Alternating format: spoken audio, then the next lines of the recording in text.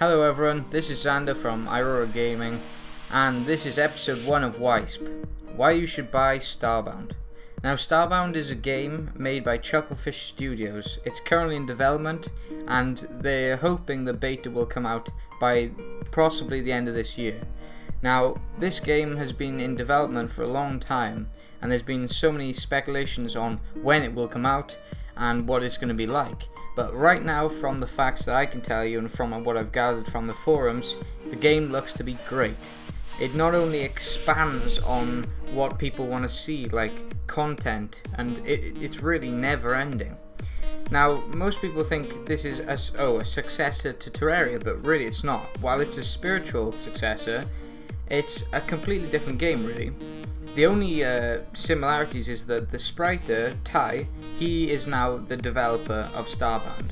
He used to be the spriter for Terraria. Okay, so the first point I want to say is that it's the random generation in the game. Now the random generation is a really big point because it allows for the game to have its own feel. It allows you to play and it'll never be the same. You won't get the same guns, you won't find the same monsters that often, but it'll just give a unique twist and you'll want to play it more and more. Now this is really good because all the plants are generated randomly, the monsters, I mean even things like the biomes and also the weapons, it really is just unlimited and I really like that feature. Next is the price. Now the price can put off a lot of people. With all these new games coming out, they're £50.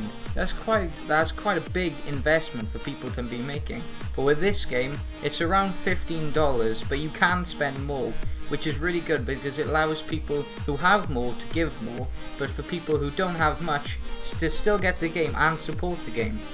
Now as it enters beta, we should be finding more and more information about the game, but right now this price is really good. And not only when the first pre-orders were allowed, there was also stretch marks, so now there will be different races and pets and fossils added to the game as well because of all the people who have donated. Currently the game has over $1 million in pre-orders, so people are thinking it's very optimistic. And the one thing I would also really like about the game is that every day the developers give a small update on what they've been doing, which is a really neat feature because it allows people to kind of see what developers get up to when making a game. Because for most companies it's sort of just they announce it but they don't really give much information until the month it's going to be released. So we can see the process and the development of the game every single day and how it's getting better and better. Another thing is also that there are live streams. The developers often do live streams to show off gameplay, which is really good because it allows again you to see the development. Also there is the discovery sort of map.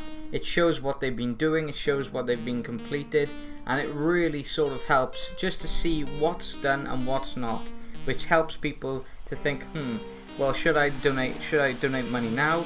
Should I give money then? And so it's a really nice feature. Dedication. Dedication is pretty important in the games industry, and one thing I've noticed with the devs in Chucklefish is that they've added so much that we want. We've seen them add different things that we've asked for in the forums, which is really good because it's always good for developers to respond to their community, which is something that they have been doing, which is really good for their game. Another point is it definitely has to be the modding capability of this game.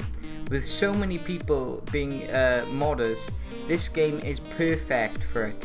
Say if the devs leave something out that they didn't feel was too important to add, modders who know their programming languages, who know Lua, can add it straight into the game for other people to use and put it up on the website, and boom. They're also going to add a mod API, so it's not like downloading and having to go into folders. It'll be much easier, which is a great part of the game. I think the final point I would like to put is quests. Now in Terraria the game was good, but after a while you got kind of bored of it because there was no real story. You had to make it up yourself, and while making something up yourself is good, It's always good though to have a story to follow, something to do. I'm gonna craft here and then I'm gonna continue on, which is really nice feature. And with this endless star systems, who knows what we'll encounter with random bosses, random dungeons, random loot. Is just going to be great. And for people with being able to have a home planet and edit the home planet will be really nice, because you'll be able to build up a community with other people, and that is going to be a great part of the game.